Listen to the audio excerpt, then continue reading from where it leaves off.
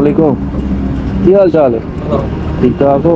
की गल होई पैदल जा रहे? ਉਹ ਯਾਰ ਪੈਟਰੋਲ ਦੇ ਪੈਸੇ ਨਹੀਂ ਸੀ ਆਇਆ ਤੇ ਉਹ ਪੈਟਰੋਲ ਪੰਪ ਤਾਂ ਹੈਗਾ ਸੀ ਪਿੱਛੇ। अच्छा ਔਰ ਇਸ ਕਰਕੇ ਮੈਂ ਜਾਣ ਨੂੰ ਕਹਿੰਦਾ ਚੱਲ ਧੱਕਾ ਲਾ ਕੇ ਹੀ ਜਾਣਾ ਇੱਥੇ ਕਾ ਆਪਣੇ ਤਾਲਵਾਲ ਦਰਬਾਰ ਦੇ ਕੋਲ।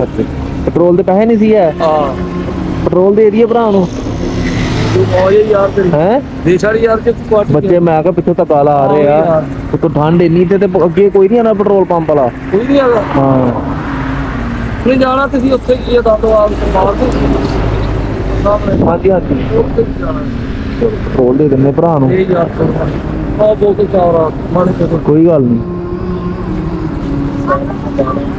हाँ जी हाँ जी कर लो शायद तो कोई नहीं। हेलो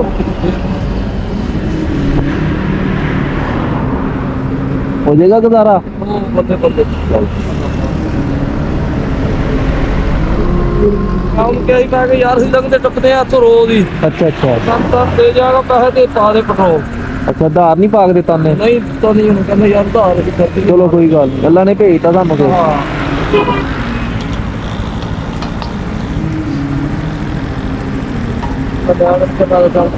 ਯਾਰ ਥੋੜਾ ਬਾਲੋ ਨੂੰ ਬਚਾ हाँ जी वही मैं कहा सर्दी इन्नी बच्चे धक्का ला रहे हैं।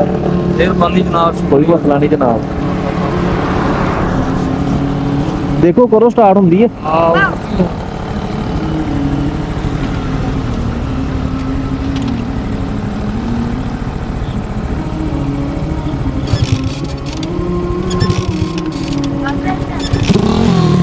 ठीक है ओके जी ओके ओके निकलो खैर ना।